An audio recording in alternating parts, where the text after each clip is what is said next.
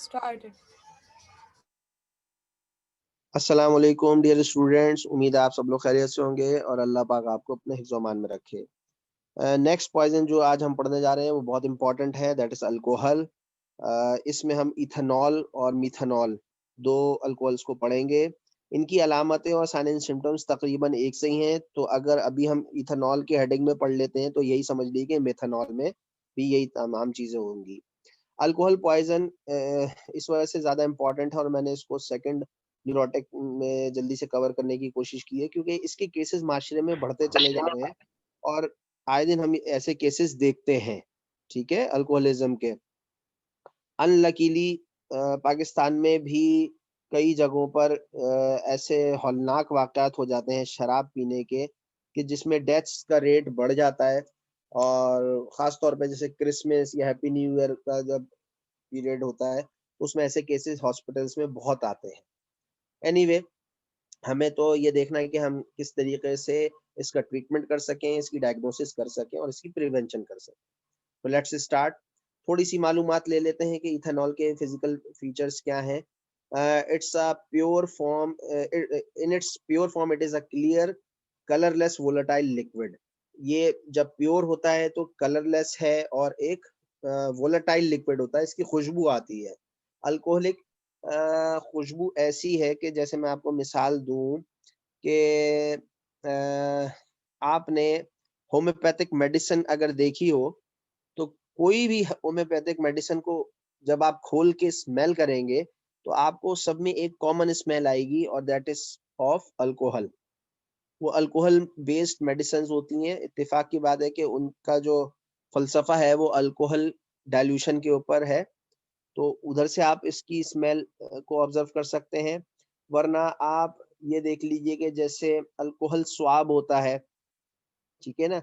जो साफ़ करने के लिए, डिसइन्फेक्ट करने के लिए इंजेक्शन लगाने से पहले हम साइड पर लगाते हैं, अल्कोहल स्वाब, वो होता है। या स्पिरिट, कॉमन मिसाल इसकी है स्पिरिट। स्पिरिट लैंप आपने बायोकेमिस्ट्री में, केमिस्ट्री में, उसकी लैब में कहीं न कहीं देखा होगा और उसकी जो स्मेल होती है that is specific smell of alcohol, ठीक है? एक कलरलेस लिक्विड होता है जो कि उड़ सकता है, फरारी होता है और ये अगर खुला छोड़ दिया जाए तो ये उड़ जाता है, ठीक है? तो ये इसका अहम फीचर है। फिर इसकी जो ओडर है दैट इज़ फ्रूटी ओडर और स्वीटिश टेस्ट होता है इसका। अब ये तो मैं एक्सप्लेन नहीं कर सकता। ज़ाहिर-सी बात है, ना मैं ये कहूँगा कि आप इसको चख के देखें।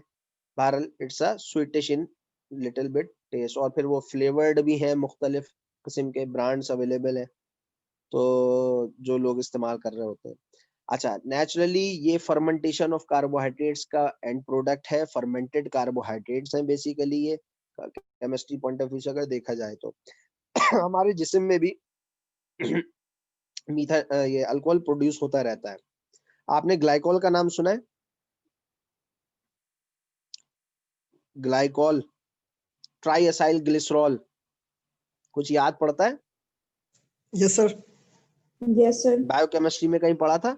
Yes, sir. Yes sir. वो क्या है? अल्कोहल ही तो है। ग्लिसरॉल इज़ एन अल्कोहल, लेकिन वो टॉक्सिक नहीं है। कुदरत इसको प्रोड्यूस करती है हमारे जिस्म में टू यील्ड एनर्जी, इससे एटीपीज़ हासिल होती हैं। वो बात सही है।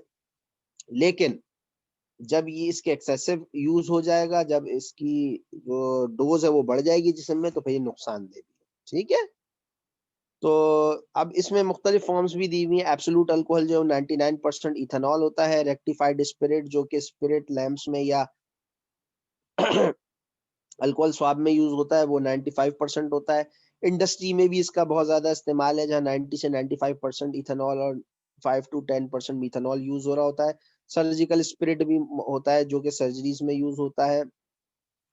प्रूफ स्पिरिट भी होता है जो कि थोड़ा-सा standard mixture of alcohol with water, पानी और अल्कोहल मिलाकर इसको इस्तेमाल कराया जाता है। इस तरीके से इसके मुख्तलिफ फॉर्म्स हैं।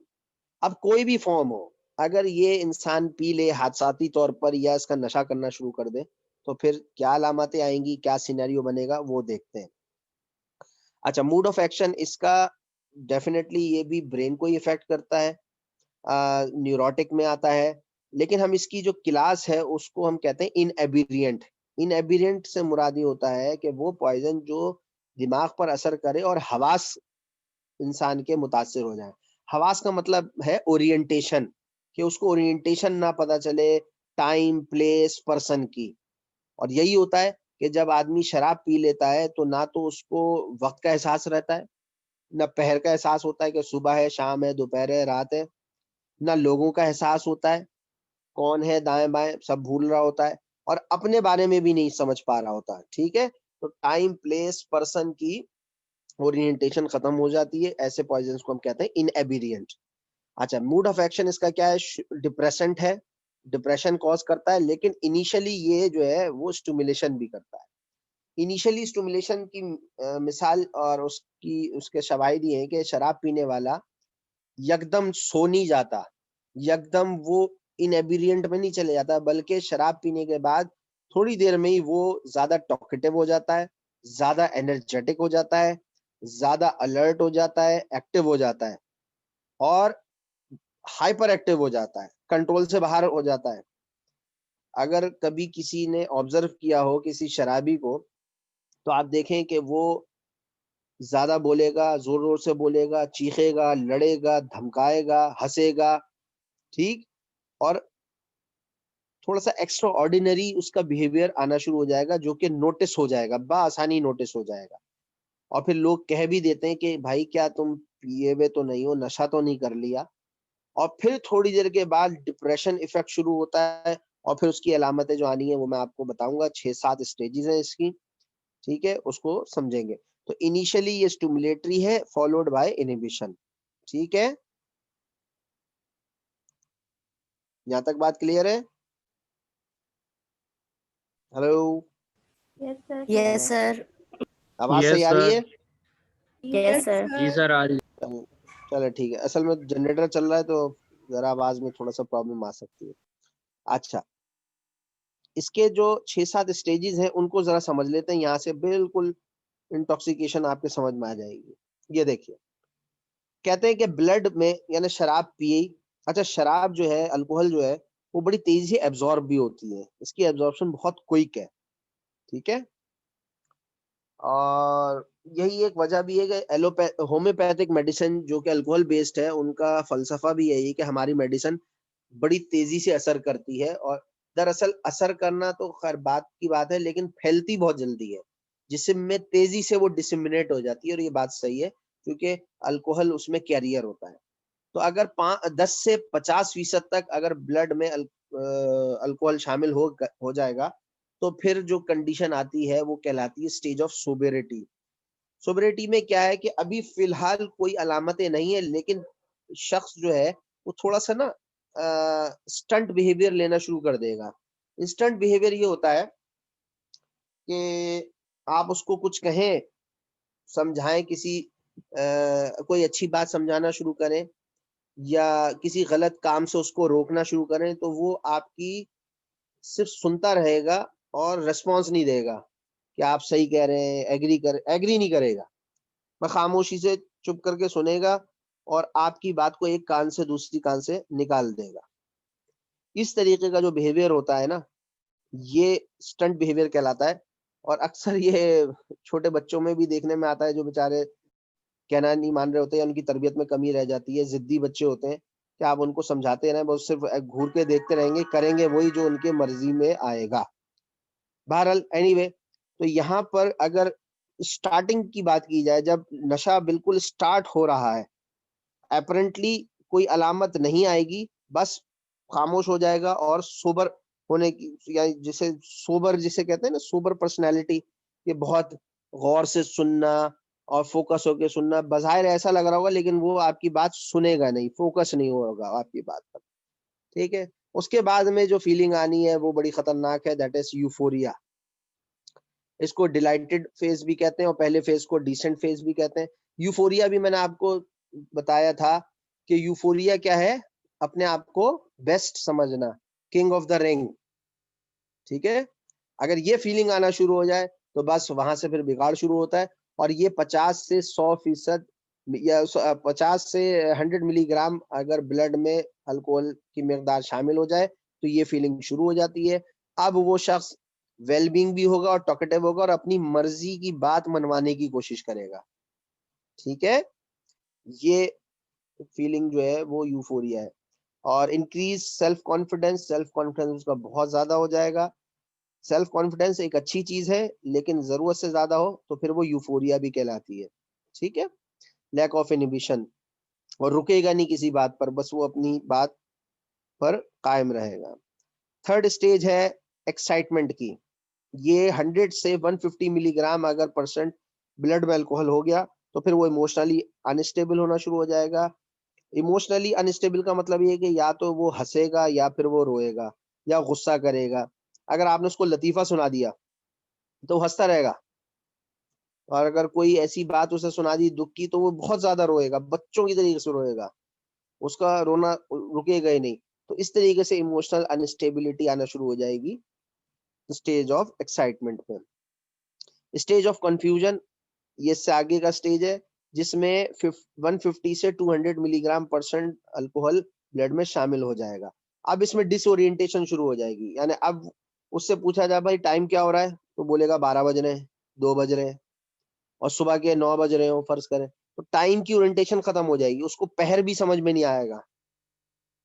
ठीक है, कि दोपहर है, शाम है, सपहर है, ये चीजें समझ में नहीं आएंगी। मेंटल कंफ्यूजन होगा, चीजें भूलना शुरू कर देगा, वर्टाइगो शुरू हो जाएगा, चक्कर आएंगे, लड़खड़ाहट शुरू हो जाएगी। अक्सर आपने देखा होगा कि बाहर के मुल्कों में, बल्कि सुना भी होगा और किसी न किसी मूवी में देखा भी होगा कि पुलिस वाले ने ट्रैफिक पुलिस वाले ने रोका और वो अल्कोहल चेक कर रहा है कि ये ड्राइवर जो है शराब तो नहीं पिया हुआ, तो एक आला होता है वो उसमें ब्लो करवाते हैं तो अल्कोहल की स्मेल आ जाती है और उससे वो जज कर लेते हैं। दूसरा वो काम करते हैं कि स्ट्रेट लाइन पर चलवाने की कोशिश करते हैं। तो अगर कंफ्यूजनल स्टेट में आ चुका है तो उसका मतलब ये है कि वो हैवी ड्रिंक कर गया है और उसके ब्लड में 150 से 200 मिलीग्राम परसेंट चढ़ गया है ब्लड के अंदर अल्कोहल। लिहाजा अब वो वर्टाइगो और मेंटल कंफ्यूजन और इधर उधर उसकी गेट चेंज होना शुरू हो जाएगी। लिहाजा फिर उसको गिरफ्तार कर लिया जाता है, तो ये चेक किया जाता है। ठीक है, शराब पीकर ड्राइविंग नहीं की जा सकती, और इस तरीके से ये टेस्टिंग भी होती है। ठीक है, स्ट्रैकिंग गेट, स्लर्ड स्पीच, बोलेगा नहीं सही तरीके से, लड़का अपना नाम सही तरीके से कॉल नहीं कर पाएगा, बात में जो है रब्त नहीं होगा, ठीक, अल्फाज की अदायगी सही नहीं होगी, ये सारा जो है वो स्टेज ऑफ कंफ्यूजन है। इसके बाद है स्टेज ऑफ स्ट्यूपर, जिसे डिजेक्टेड स्टेट कहते हैं। अब इसमें वो समझ लो बेहोश हो गया जी। है गुजारिश है कि आप अपने माइक्स बंद रखें, घर में से आवाजें आ रही हैं। अच्छा जी, स्टेज ऑफ स्ट्यूपर में क्या है कि 200 से 300 मिलीग्राम ब्लड अल्कोहल शामिल हो चुका है ब्लड में, और रेस्पॉन्सेज बहुत ही स्लो हो जाएंगे, रिफ्लेक्सेस खत्म हो जाएंगे, ये बेहोश है, कॉन्शियसनेस उसका खत्म हो गया। ठीक है, और उसके बाद कोमा है, 100% चांसेस है कि वो कोमा में जा सकता है, और इसमें ब्लड में जो है 300 से 500 मिलीग्राम अल्कोहल मौजूद हो चुका होता है। डीप अनकॉन्शियसनेस और रिफ्लेक्सेस उसके खत्म हो जाते हैं, कोल्ड क्लैमी स्किन होती है, बीपी लो हो रहा होता है, और इसमें भी काइन स्ट्रोक ब्रीथिंग यहाँ पर स्टार्ट हो जाती है। चूंकि कोमा में इन्वॉल्वमेंट आ चुकी है, कोमा में वो जा चुका है, लिहाजा अब इसकी जान बहुत ज्यादा खतरे में होती है, और अगर अनकरीब कोई मेजर्स नहीं लिए गए तो ये बंदा मर सकता है। तो ये देखिए, ये इसके 7 स्टेजेस हैं। Stage of sobriety, euphoria, excitement, confusion, stupor and coma. बतदरीज उसका अलर्टनेस लेवल, बतदरीज उसके रिफ्लेक्सेस, बतदरीज उसका कॉन्शियस लेवल कम से कम होता चला जाता है और अल्टीमेटली कोमा में चले जाता है। यहाँ तक बात क्लियर है? ये स्टेजेस समझ में आते हैं? ये बड़े इंपॉर्टेंट हैं और खासतौर पे क्लिनिकल असेसमेंट के हवाले से भी बड़े इंपॉर्टेंट है। यहाँ यस तक सर, कोई समझ आ रहे। चले जी, वेरी नाइस। अच्छा जी, फिर अल्टीमेटली डेथ है। इसको जरा सा देखते हैं, मैकवान साइन, ये भी एक बहुत इंपॉर्टेंट साइन है।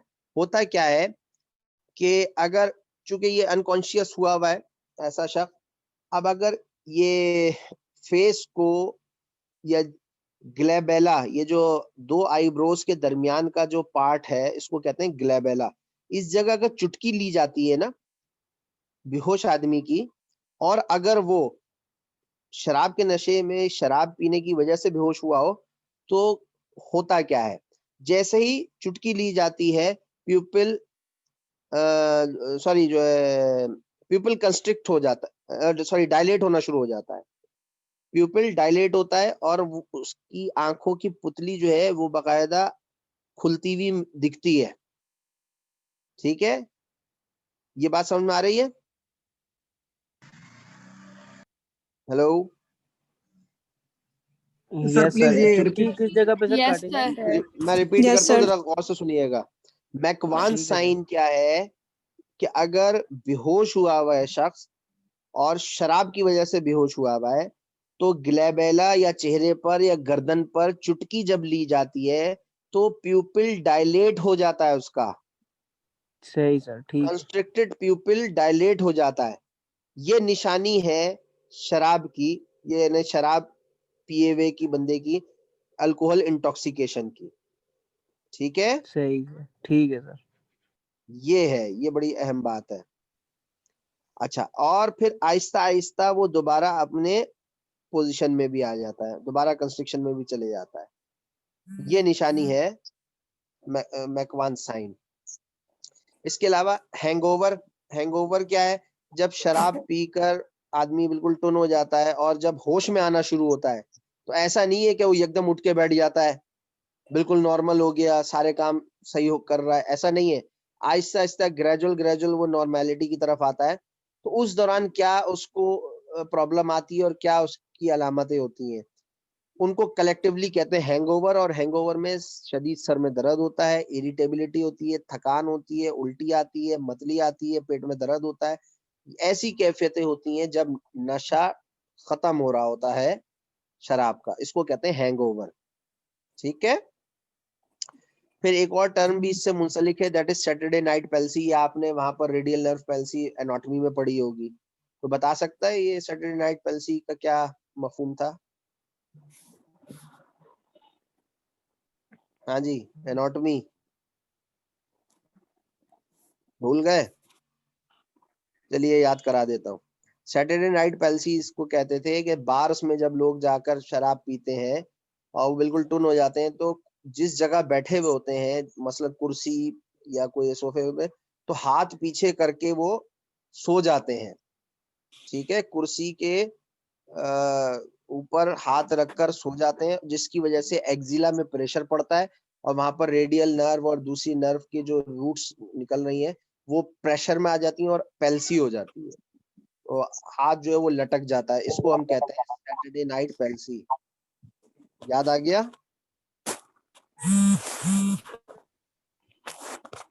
आवाज आ रही है आप लोगों को मेरी? Yes Yes, sir. sir. आ रही है. बेटा Yes, रिस्पॉन्ड sir, किया आ करो, यस सर, सर आ कोई गया भी याद रिस्पॉन्ड सर। कर दो। सैटरडे नाइट पैल्सी याद आ गया?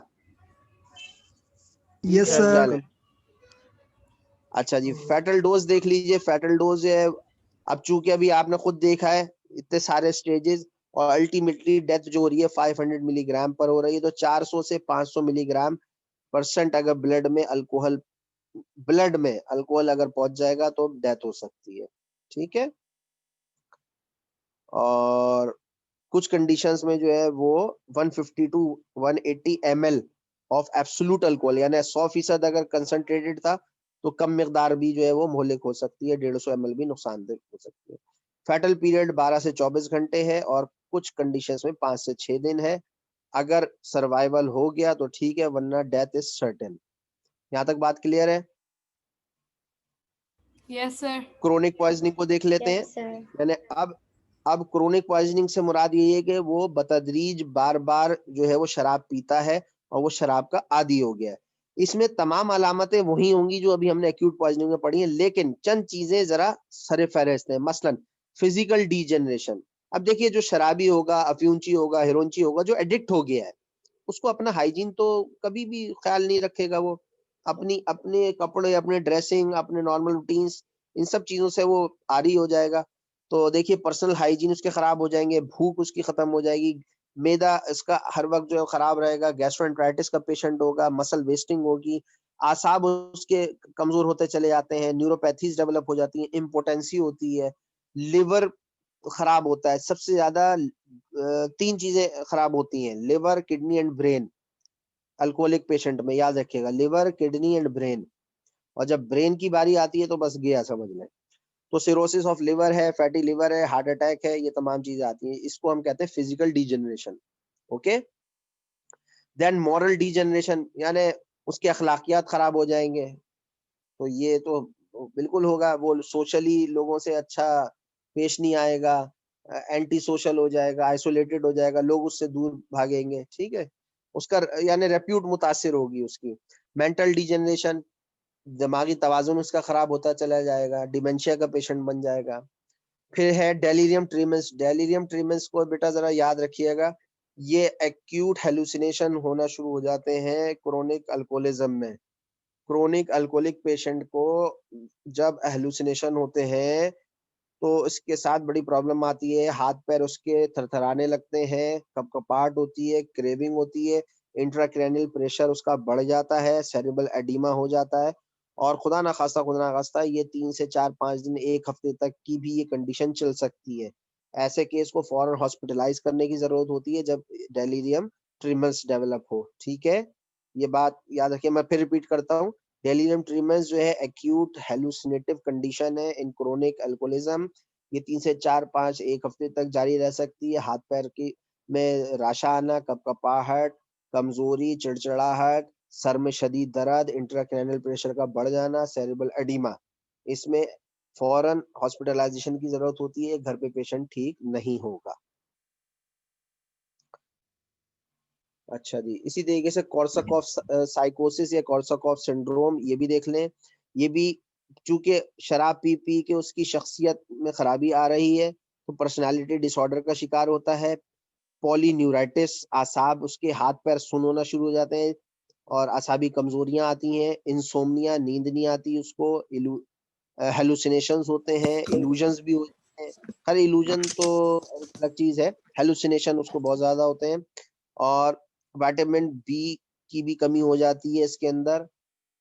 इसका ट्रीटमेंट थोड़ा सा एक्टिव करना पड़ता है और ये मल्टीपल अप्रोच की जाती है क्योंकि पर्सनालिटी डिसऑर्डर ज्यादा आ रही होती है, तो साइकेट्रिक सपोर्ट की भी जरूरत पड़ सकती है। देन एक्यूट हेलुसिनोसिस, ये भी मैंने बता दिया कि हेलुसिनेशंस हो जाते हैं। ऑडिटरी, खास तौर पे आवाजें आना शुरू हो जाती हैं उसको, और इस दौरान खुदा न खास्ता वो किसी को मार सकता है या खुदकुशी भी कर सकता है। उसको आवाजें आना शुरू हो जाती हैं कि खुदकुशी कर लो, इस दुनिया को छोड़ दो, फला जो भी तसव्वुर आ गया बस वो उसके ऊपर इम्प्लीमेंट होना शुरू हो जाता है। वर्निक्स एनकेफेलोपैथी या बेरी-बेरी, इसमें विटामिन बी1 की कमी हो जाती है चूंकि इसका पेट आए दिन खराब रहता है, ग़िज़ा हजम नहीं होती, लिवर साथ नहीं दे रहा हो रहा होता, तो विटामिन बी1 की कमी हो जाती है जिससे वंस अगेन मेंटल कंफ्यूजन वगैरह और बढ़ जाती है, आसाबी कमजोरी हो जाती है, ऑप्थेल्मोप्लेजिया हो जाता है, निस्टैग्मस होता है, आंखें हिलना शुरू हो जाती हैं, अनकंट्रोल। ये सारी अलामतें हैं वर्निक्स एनकेफेलोपैथी की। और बेरी-बेरी भी हो जाती है, स्किन इसकी ड्राई हो जाती है। लिहाजा जब भी ट्रीटमेंट किया जाएगा उसमें विटामिन बी कॉम्प्लेक्स जरूर ऐड किया जाएगा। इसके अलावा एल्कोहलिक हेपेटाइटिस यानी लिवर खराब हो जाता है, सिरोसिस हो जाता है, chronic gastritis, peptic ulcers, chronic pancreatitis, ये बड़ी खतरनाक कंडीशन है। शराब पीने वालों को पेनक्रेटाइटिस भी देखने में आता है और उससे डेथ भी हो सकती है, बहुत खतरनाक पेनफुल कंडीशन होती है। कार्डियोमायोपैथीज, दिल की तो बीमारियां होती हैं। अल्कोहलिक एम्बाइलोपिया, ये बिनाई की कमजोरी होना शुरू हो जाती है। एंडोक्राइन डिस्टर्बेंसेस, जिसमें खासतौर पर डायबिटीज होने का खदशा होता है, डायबिटीज हो जाती है। मेलरी वीस टीयर सिंड्रोम, इसमें क्या होता है कि पेप्टिक अल्सर भी होता है और साथ साथ ये जो इसोफेगस है उसकी पोस्टीरियर वॉल जो वो वहां पर हेमरेजेस होना शुरू हो जाते हैं और मुंह से खून आ सकता है। तो देखिए कि शराब पीने के बाद क्या बचा ही क्या है, हर सिस्टम तकरीबन इन्वॉल्व हो गया। ठीक है, तो ये क्रोनिक अल्कोहलिज्म की निशानियां थी। ट्रीटमेंट उसी लाइन पर किया जाएगा जैसे एक्यूट में किया जाता है। 50% डेक्सट्रोज आईवी दिया जाएगा ताकि ग्लूकोज लेवल उसका सही हो, थायमीन दिया जाएगा, और क्या नाम है, स्टमक वॉश करना पड़ता है इसका, और एक्टिवेटेड चारकोल भी, लेकिन अब एक्टिवेटेड चारकोल ज्यादा यूज नहीं करते, इसमें भी हम सहारा लेते हैं इन सीवियर कंडीशन नेलोक्सोन का, नेलोरफिन का। वैसे नेलोक्सोन नेलोरफिन जो ओपीएम की ड्रग ऑफ चॉइस है, एंटीडोट है। बहरहाल इसमें जो है वो कंजर्व ट्रीटमेंट कर लेते हैं आईवी डेक्सट्रोज से, और लिवर को प्रोटेक्ट करते हैं। खास तौर पे लिवर बचाना होता है इसमें, किडनी फेलियर और लिवर फेलियर से बचाना होता है। यहाँ तक बात क्लियर है? जी, are you with me? Yes, sir. Yes, sir. Okay जी, Yes, ओके जी, sir. तेजी से इसको कंक्लूड कर रहे हैं। पोस्टमार्टम अपीयरेंस, अब खुद सोचिए ऐसा शख्स, उसकी क्या सूरत हाल होगी। जाहिर सी बात है, जो शराब पीकर अपने आप को डीजनरेट कर चुका है, तो फिजिकल हालत तो उसकी अच्छी नहीं होगी। और एक्सटर्नल में कंजेशन ऑफ कंजंक्टिवा है, उसकी आंखें सूजी हुई होंगी, बार बार आंखों में इन्फेक्शन होगा क्योंकि हाइजीन उसके सही नहीं होते। बैड स्मेल आती है, अल्कोहलिक स्मेल आती है उसके जिस्म में से, उसके माउथ में से, उसकी ब्रेथ में से। और डिसओरिएंटेड, टॉर्न क्लोथ, कपड़े फटे हुए होंगे, होश नहीं होगा, उल्टी आती होगी, कभी उसको ब्लड आया होगा खून में, हेमेटोमेसिस भी होगी तो कपड़े उसके खून में उल्टी में सने हुए होंगे, ड्राई माउथ होगा, और डायलेटेड प्यूपिल होगा। राइगर मोर्टिस, अब अगर मर गया तो राइगर मोर्टिस उसका जो है वो तवील होगा। ठीक है। ब्रूजेस, चोटें लगेंगी, हो सकता है वो लड़खड़ा के गिरा हो, कहीं उसको इंजरीज हुई हो, सर्वाइकल इंजरी हुई हो, या किसी ने मारा पीटा हो, तो इस तरीके की निशानी मिल सकती है पोस्टमार्टम में। इंटरनली जो है जब उसका खोलेंगे देखेंगे तो वहां पर अल्कोहलिक स्मेल होगी, उसके मैदे में से अल्कोहल की स्मेल आएगी, लंग्स में से स्मेल आएगी, और जीआईटी जो है वो कंजेस्टेड होगी। एट्रोपिक एट्रोपिक गैस्ट्राइटिस, यानी एक तो सिंपल गैस्ट्राइटिस होता है जिसमें गैस्ट्रिक म्यूकोसा इन्फ्लेम्ड होती है। एट्रोपिक में क्या है कि बाकायदा जो म्यूकल फोल्डिंग्स हैं, र्यूगीज हैं, वो खत्म हो चुके होते हैं। जो स्टमक में र्यूगीज होते हैं ना, वो खत्म हो जाते हैं, तो उससे डाइजेशन, एब्जॉर्प्शन सब खत्म हो चुका होता है। ब्रेन उसका एडिमेटस होगा, और शदीद कंडीशंस में श्रिंकेज भी हो सकता है, यानी सेरेब्रल कॉर्टेक्स, दिमाग जो सिकुड़ जाता है। ये बड़ी खतरनाक बात होती है। जिंदगी की हालत में अगर ब्रेन सिकुड़ना शुरू हो जाए तो बस वो बहुत ऊट पटांग की हरकतें करना शुरू कर देता है। पल्मोनरी एंड सेरेब्रल एडिमा हो सकता है, लैरिंक्स मुतासिर हो सकता है, पेनक्रेटाइटिस दिख सकता है, फैटी लीवर दिखेगा, किडनी के अंदर फैटी चेंजेस आएंगी। ये तमाम पोस्टमार्टम फाइंडिंग्स इसको कंफर्म करेंगी कि he is the case of chronic alcoholism. Medico legal aspect में यही है कि इसका अब्यूज हो रहा है, शराब का कॉमन होती चली जा रही है, और उस शराब पिया हुआ बंदा जो फिर वो क्राइम करता है। ये एक बड़े मसाइल हैं, देखने में आ रहे हैं। क्रोनिक अल्कोहलिज्म में खास तौर पे अगर है तो फिर वो ये भी देखा जाता है कि शराब आदमी पी क्यों रहा है। या तो वो बैड फैमिली फ्रेंड सर्कल की वजह से इसमें इन्वॉल्व हो गया है, या फिर कोई ऐसा गम लग गया उसको जिसकी बिना पर वो इस शराब की तरफ चले गया, या कोई और नार्कोटिक की तरफ चले गया। तो ये भी एक छोटा सा लीगल एस्पेक्ट निकलता है। ठीक है। तो क्रोनिक अल्कोहलिज्म ऑलमोस्ट यहाँ पर एंड होता है। ट्रीटमेंट मोर और लेस सेम है, बस इसमें जो डीजेनरेटिव वाली बातें हैं और जो सिस्टमिक इन्वॉल्वमेंट्स हैं, ये इसको जरा फोकस रखिएगा क्रोनिक अल्कोहलिक पॉइजनिंग में। और 7 स्टेजेस जो है अल्कोहलिज्म के, वो याद रखने हैं आपने। उम्मीद है कि यहाँ तक आपकी अंडरस्टैंडिंग हो गई होगी। अगर यहाँ तक कोई सवाल है तो पूछिए। सर आपने बताया कि राइगर मोर्टिस जो है इसका वो एलोंगेटेड होगा या ज्यादा होगा, तो इसका रीजन क्या होता है? इसका रीजन ये है कि देखो, वैसे मैं आपको बता दूं, राइगर मोर्टिस का कोई एब्सोल्यूट रीजन नहीं है कि क्यों देर से हो रहा है, क्यों जल्दी हो रहा है, लेकिन कुछ डेथ्स में हम रिलेट कर लेते हैं। ठीक है, जैसे मैंने आपको बहुत सारे वेरिएंट्स पढ़ाए थे उसके। अच्छा, यहाँ पर ये समझना है कि बॉडी जो है ना, वो अल्टीमेटली जो क्रोनिक अल्कोहलिज्म की है, वो अंदर से खुद डीजनरेट हो गई है। ठीक है ना। और डिहाइड्रेशन का एलिमेंट बहुत ज्यादा है। अल्कोहल जो है वो टिश्यू को डिहाइड्रेट करता है। अब इस कैफियत में अगर राइगर मोर्टिस स्टार्ट हो गया ना, तो वो टूटेगा या रिजॉल्व देर से इस वजह से होगा कि बॉडी में हाइड्रेशन का लेवल कम है। और याद रखें, राइगर मोर्टिस का डिसॉल्व होना या रिजॉल्व होना या खत्म होना निशानी है प्यूट्रीफेक्शन की। ऐसा ही है ना। रागर मोर्टिस का खत्म होना प्यूट्रीफेक्शन की निशानी है।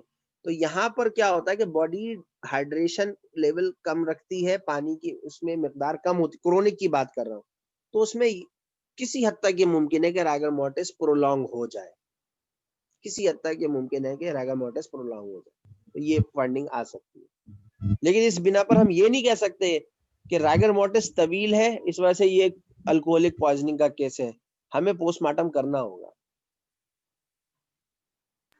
ठीक है सर, थैंक यू। अच्छा बच्चों, उम्मीद है यहाँ तक बात क्लियर हो गई होगी। फिर भी अगर कोई सवाल हो तो आप मुझे व्हाट्सएप पर कर दीजिएगा। और अब जरा सा कमर बांध लीजिए, क्योंकि हम रोजाना की बुनियाद पर 2 से 3 पॉइजन्स पढ़ा करेंगे। टाइम आपका महदूद है, कोर्स है तवील। मेरी कोशिश यही होगी कि मैं ज्यादा से ज्यादा इम्पोर्टेंट पॉइजन्स आपको पढ़ा सकूं, तभी मैं जल्दी जल्दी से कैटेगरी शिफ्ट कर रहा हूँ। अभी मैं न्यूरोटिक्स में आ गया हूँ। न्यूरोटिक्स में भी मैंने आपको 2 करा दिए हैं, अभी 2-3 और बाकी हैं। न्यूरोटिक्स की लिस्ट जरा तवील है, लिहाजा कोशिश कीजिएगा कि क्लास में अटेंटिव रहें और पंक्चुअल रहें, ठीक है। और सेल्फ स्टडी करते रहिए डेली बेसिस पर।